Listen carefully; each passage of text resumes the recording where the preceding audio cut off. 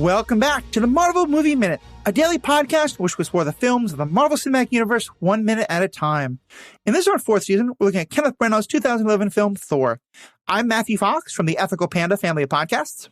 And I'm Andy Nelson from the Next Real family of podcasts. And today we're talking about minute 89, which begins with Jane crying and ends with, to reference our guests from a few weeks ago, quite literally, the lightning and the storm.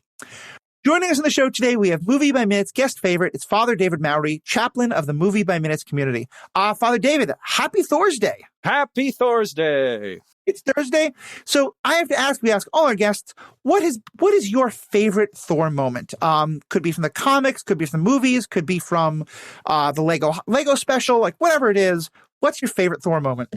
I think my favorite Thor moment is that glorious shot of Thor descending with the lightning crackling around him onto the Rainbow Bridge in Thor Ragnarok as the immigrant song swells and you just get that thrum of the electric guitar and Led Zeppelin going like, oh yes, it's everything I want from a superhero movement. And that's where the slow motion works because Taika Waititi is able to gather all the lessons of Zack Snyder and use that judiciously. And the way he just blows away all of the zombie soldiers on that bridge. Oh yes, it's everything I want.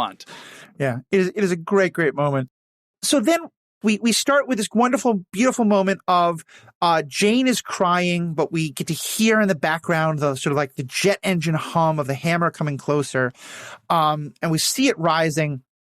And as it rises, there's this little like puff of smoke and kind of a sound. Is that the hammer breaking the sound barrier? Like, I don't know too much about like, aerodynamics and physics, but what's happening in that moment? That is a sonic boom. Okay, that's what I thought. That hammer is going beyond the speed of sound, and everyone in Puente Antiguo is about to die. Exactly. That was my. Well, yeah, we certainly talked about sonic booms and breaking the sound barrier back in Iron Man. That was because something Tony does while he's taking one of his test flights. And so I mean, my sense, and I think that this is exactly why Erik rushes so quickly to pull Jane out of the way, because the way that it looks from their perspective, I mean, it looks like a missile. Like my hunch is that what all of these people think is that perhaps whoever is out there in the desert, this at this shield complex, they have launched a missile out here to kind of destroy the destroyer. That's my sense of their perspective of what's happening here. Oh, so that didn't occur to me because they don't do anything with Thor's body, but he is a big brick of meat, so it would be really tough to get him out of the way. It's like Erik said earlier, do me a favor, tase him when he's in the car next time. Right. But yeah, the missile angle I hadn't thought of. Boy, yeah, that would make so much sense from their perspective. The evil government organization is going to blow everyone away. Yeah, right. But it did, I mean, to your point just now, it also made me question, it's like, well, if that, like, why does nobody run to, like, grab Thor? Like, he's got all of his friends here. Just, like, go grab him and pull him out of the way. But maybe they know what's happening, if anyone. Yeah, it's interesting. I thought that maybe Erik is having some kind of a like, could it be, and then he maybe thinks like Thor should be there in that moment. But you're right. It could just be the destroyer, the missile coming at them. Yeah. The stirring of his Norwegian ancestry is cluing him in that Mjølnir is approaching. Exactly. And I do love, because it's interesting, we've talked about how Thor does not have any agency in what's happening. He's not the one reaching for the hammer. And yet the one thing we get is that as the hammer gets close, it's just kind of like you tap on the knee and the leg goes up. His arm shoots up to be able to catch the hammer.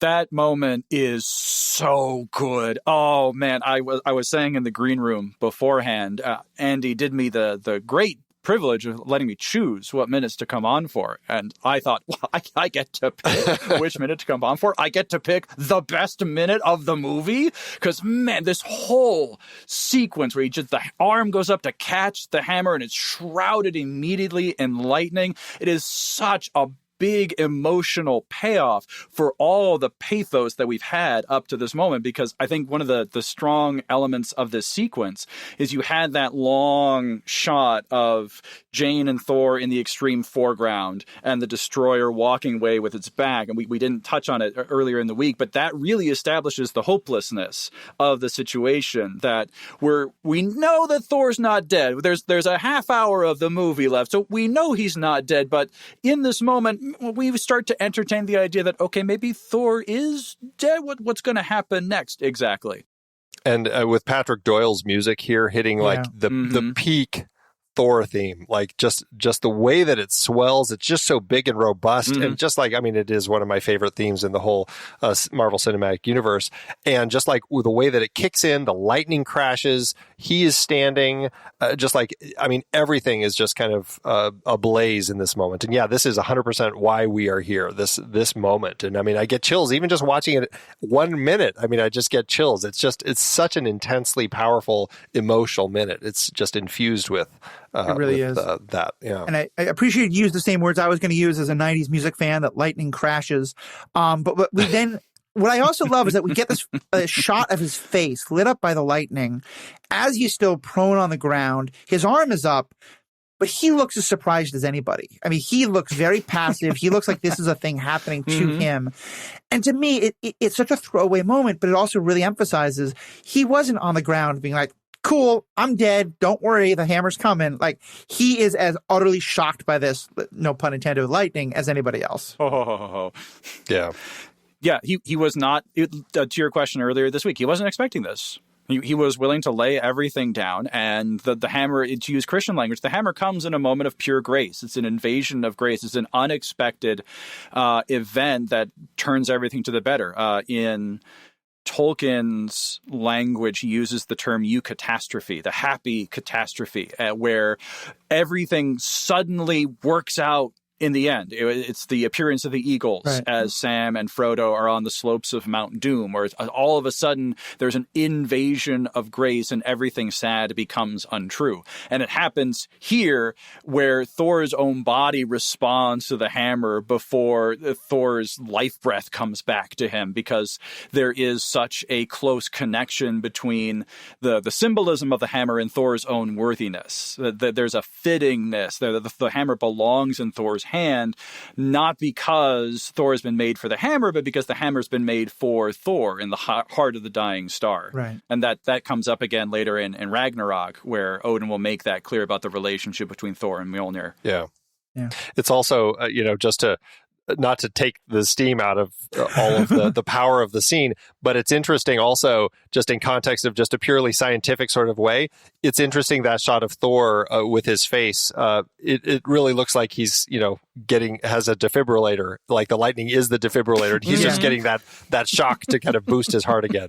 Look, an Asgardian heart needs a little bit more power, than a normal shock is going to give. So, and then of course Loki turns, and then again, echoing at the destroyer turns, and we get this wonderful moment of, it's one of my favorite shots in the whole movie, where just as the destroyer is in profile, you see the lightning kind of go up the entire side, body of the destroyer. The reflection, yeah. And I'm going to keep asking my favorite question. So what's Loki thinking now? What the? Yeah, I think that's very appropriate. Wait a minute! I thought you were super dead. This is cheating. I think there's just pure shock at this point, because you get the great dramatic cape twirl as the villain turns and like, what? Gordon's alive? Yeah. And you have this moment where all of a sudden all of Loki's careful plans are coming undone. Where he, like you said earlier, Matthew, he took his best shot. He took his best shot at Thor. He killed him. Loki won. And he still loses. Yeah.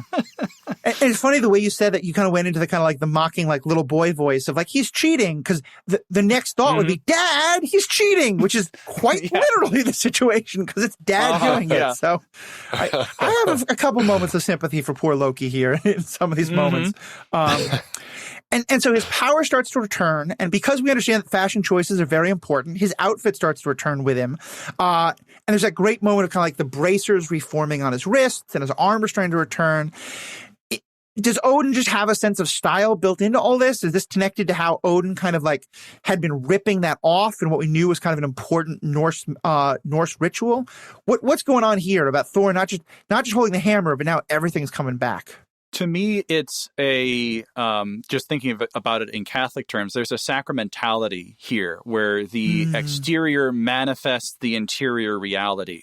That now that Thor is worthy, he has proved himself Odin's son. He has to reflect that in his outward appearance, that the t-shirt and the plaid shirt and the jeans are not sufficiently worthy now of who Thor is interiorly. And so the exterior clothing reflects that interior reality. It's something that I'm very aware of every day. I don't have lightning shrouding me and putting my collar on every morning as a priest, but the clothes that I wear reflect an interior spiritual reality in my own life, that I am configured to Jesus in a particular way and I am oriented in service to others, and my clothes reflect that interior reality in order to make that relationship with others as clear as possible from the get-go.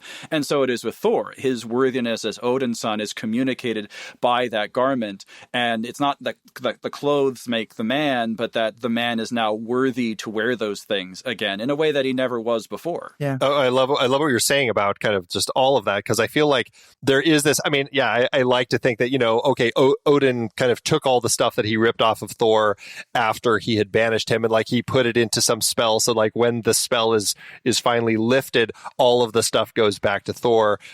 Sure. But I mean, honestly, I mean, the point is exactly what you said. Like the power is in him now being worthy to kind of wear all of that stuff. And the way that it like builds itself back onto him, it's astonishingly well put together. It's just so good. Oh my gosh. Such a powerful moment.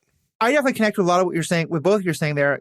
I distinctly remember my own ordination. I'm Protestant. We don't have quite the same sacramental nature to it, but there's the idea of like the stole that was put around my shoulders by the community that was ordaining me. That was the first time I got to wear that, because it was like, I am now worthy of this particular vestment. And it's interesting because here, I mean, I think it's the most kind of mystical theological version of it, but this is a theme, Tony taking the suit away from Spider-Man and then him regaining it. Like there's again and again this theme of like, are you worthy to wear the mantle of this hero, which is often reflected in the literal suit of this hero.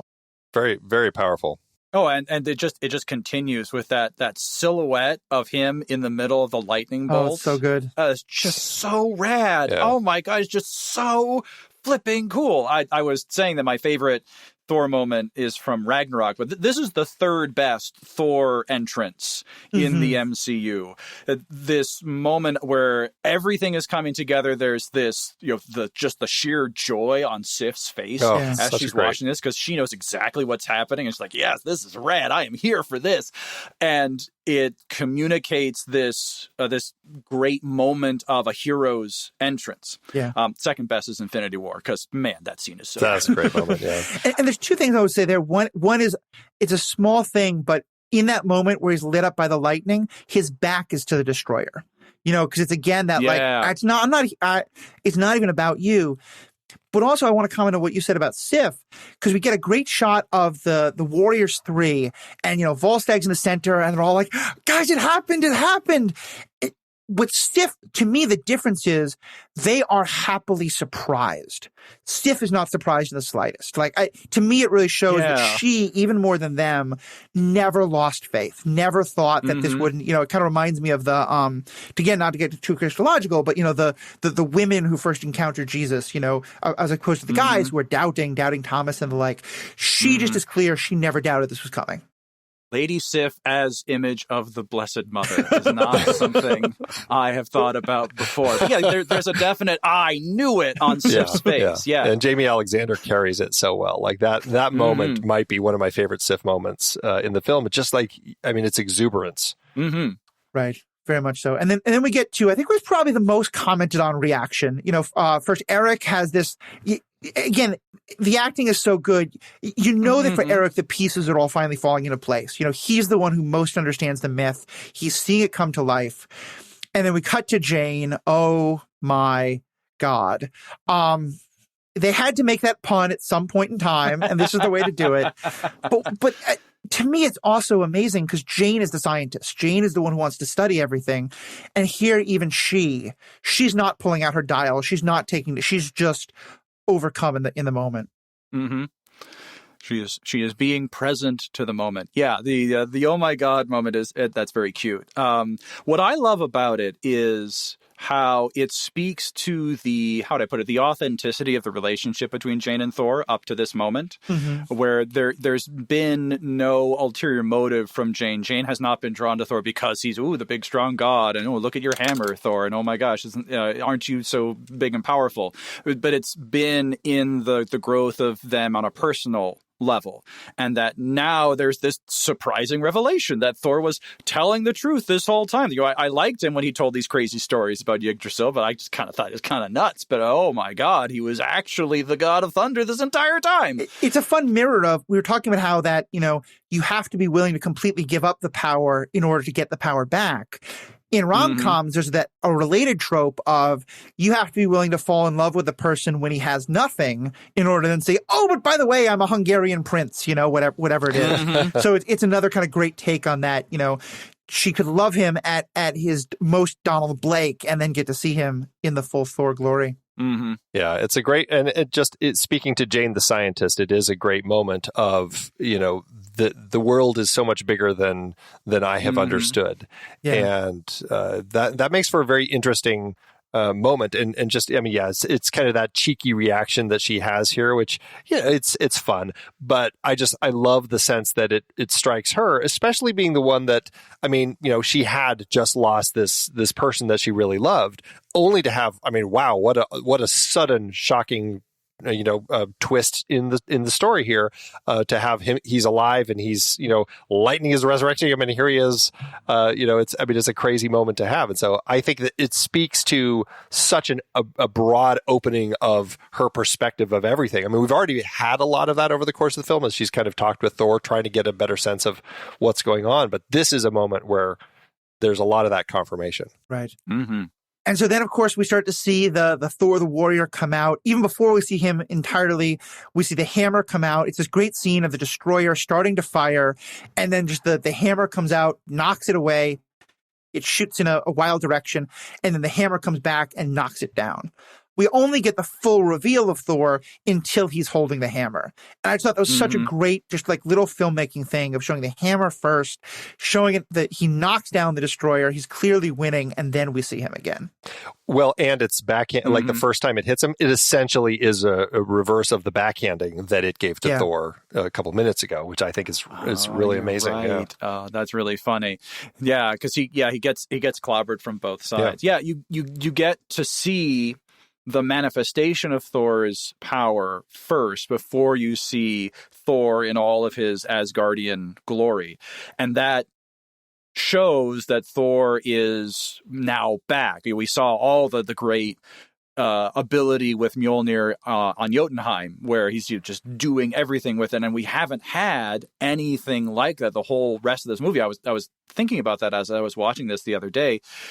The only other fight scene in between Jotunheim and now is the base invasion, and that's just, Agents of S.H.I.E.L.D. level martial arts kind of stuff. Exactly. There's the fisticuffs, and we don't even get someone firing their bow, even though he's up in the cherry picker. But anyway, this now is a return to Thor the warrior, but now a warrior in full possession of himself, come to maturity, and now truly worthy of being called Odin's son. Yeah. Well, and Matthew, I love what you wrote in the notes, how he looks solemn here. It's not the braggadocious kid that he was back on Jotunheim. I think there is that growth, and it really shows in the way he's going to approach a battle. Yeah, absolutely. It's such a different reaction we get from him. But I have to ask here, and Father Dave, we were talking before about how the Christ metaphor breaks down a little bit, because it does seem like here, now we have conquered death, and now those Romans are in real trouble. It does seem like, and again, because it's not a Christ story, it's a Thor story. It shouldn't be the exact same. But I do like, it is interesting to me that it goes in a very different direction, especially because, the destroyer's walking away. Presumably it's going to turn back and keep fighting. But I do like that he's like, all right, I'm here. I've conquered that all. Now I can be but for him, it's not about I am surrendering my time as a warrior. It's now I know what I need in order to be a warrior. Yes, it is. Yeah, like you said, it's a Thor story. The Thank goodness Jesus does not come back from the dead looking to crack heads, because it would be the apostles' necks on the line first. So it's a superhero story. That's always part of my, I don't know, fatigue, I guess, with the superhero mythos, is that the even if there is a death and resurrection motif, it's a resurrection back to the exercise of violence. It's a resurrection back to the way we did things before, but now better with new powers. I mean, that's fine for some entertainment, but especially when you have, how many movies do we have now? 29, 28 of these Marvel movies. Just some break in the pattern is always welcome, which is why I won't do it the same that I did when I was Iron Man Minute, but that's why I love Doctor Strange. It's a really exactly great, what I was thinking, really great story because it's so different. I'll save that because the ending of that to me is it's he finds a way without violence. Mm-hmm. And then, of course, Thor starts to fly up and he's creating a storm. The destroyer fires at him a couple times. The friends are all running away. And I think we're going to talk more about the storm that he's creating next minute. But just kind of important. That's why the lightning and the storm is what's happening here. Any other last comments about this minute from either of you? Well, I've got today's installment of Christ and the Cape. We talked a little bit about the Christological themes breaking down in this minute, but I wanted to talk specifically about Christology, that is the theology of the person of Jesus. Every hero that comes out of the Western tradition, out of a culture that's been formed by Christian ideals, is going to evoke or echo Christ in some way, shape, or form. And it's always interesting to see, okay, who is this person of the savior in this particular movie? What kind of hero is Thor? And what's interesting with Thor evokes not so much what we would call kind of Orthodox Christology, but more Aryan Christology. Now, make sure you hear me. There's not a Y in that word. It's A-R-I-A-N. This is not the Aryan of the Nazis, to be very, very clear. Yeah, that's a different Christology, which I could talk about later, but not today, because, oh boy, it's a whole thing. Anyway, Arius was a priest from ancient Alexandria and is generally considered, well, the arch heretic of the Orthodox Christian world, because his idea was that, yes, Jesus is the Son of God, which means that Jesus is not the same as God the Father. He is something else. So the big tagline of Arian Christology is that there was a time when the Son was not. The Son is created. Now, the Son, I won't go into all the details, but you can see some elements of that here with Thor. He's the son of Odin. There was a time when Thor was not. And so he is subordinate, therefore, to Odin. He and Odin aren't the same. There's not a sense of a shared divine nature, as Orthodox Christianity says about Jesus and God the Father. And so rather there's a subordination where Odin, as the Father, has to impose his will on Thor, and Thor doesn't go along with the program right away. The difference in the Thor story when it comes, because the other element of Christology that Thor ties in, so even though there's this difference in Thor's relationship to the father figure, there's a dash of this concept of kenosis, which is a Greek word which means self-emptying, that in Thor is humbled. His divinity, so to speak, his Asgardianness is taken away. He has the humiliating episode in the hospital where he is tranquilized in a most ungodly place, and where he has to come to terms with having things stripped from him when he goes into the S.H.I.E.L.D. compound. And he has to come to terms with that humility, with that emptying of what makes him an Asgardian warrior and god. I'm just a man now, he says to the Warriors 3 when they show up. Now, this idea of kenosis in Christian understanding is something that the Son of God chooses in order to set about the work of salvation. Paul's letter to the Philippians has the great Christological hymn that encapsulates this idea. Though he was in the form of God, he did not deem equality with God something to be grasped at. Rather, he emptied himself, taking the form of a slave. So, again, like the theology of the Gospel of John, Jesus is in control. He's choosing to divest himself of that glory, of that power, for the sake of salvation, to set things right from the inside of what's gone wrong, to get right down into the depths of humanity. Thor has this kenosis imposed on him. Thor doesn't choose to empty himself. And so that's what makes this less an act of salvation and more an act of true humbling, a degradation of Thor so that he can come to terms with himself. he's very much the savior in the story, but his saving power comes from his Asgardian-ness, his weakness as just a man. While that makes him worthy, it makes him worthy of the exercise of power that can save the day. It is not the weakness itself that saves the day. Everything is not set right by his act of sacrifice. Rather, that's a means to an end, which is, again, where the Christological connections start to break down. It's fascinating thinking about it in those kind of terms, because sacrifice is something I think that we think about in so many different ways. I think it often can get very misunderstood, where it becomes like, it's the like, well, don't forget what I did for you. It sacrifice is a way of kind of like claiming an emotional power over someone else. And I really like the way that you're talking about it there, that it's showing that this kind of like, are you or are you not Odin's son is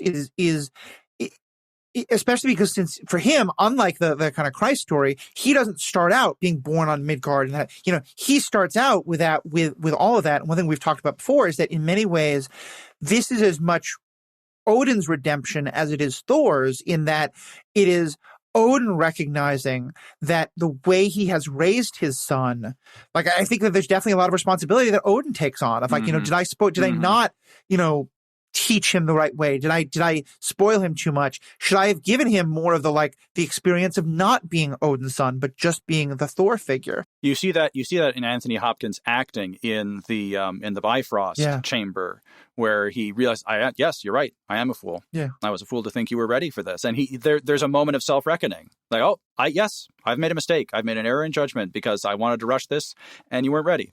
Yeah, so we got to do it this way. I like your perspective on that. It's a very interesting, like, if you look at this, like, this is Odin's journey we've been watching.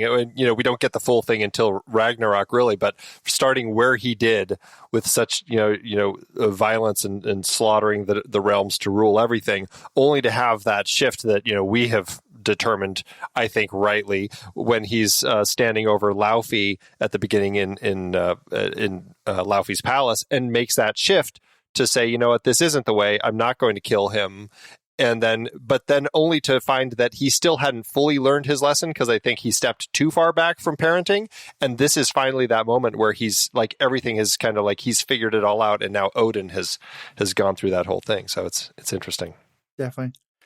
So much more we could talk about, but I want to respect time and kind of draw this episode to an end. So, Father David, people know about your website, your podcast. Is there anything, where else can they find more of your writings or research or, musings or whatever? Well, that's really it. Every so often I write something on Twitter, most of the time my tweets just end up in my drafts file, because I write them and I think, nobody cares. No one wants to hear what I have to say. There's so much else out there. But so maybe you just kind of watch for that every once in a while. Again, that's at Father Mowry. That's FRMOWRY on Twitter. Great. Well, thank you as always. It's been a great week. Looking forward to finishing up tomorrow. Andy, as always, thank you so much for all you do. To our fans, you're what makes this possible. You give us the power that we have to have these great discussions. Let us know what you think. All the feedback information is on the website. So please let us know, and have a great day. Until next time, true believers.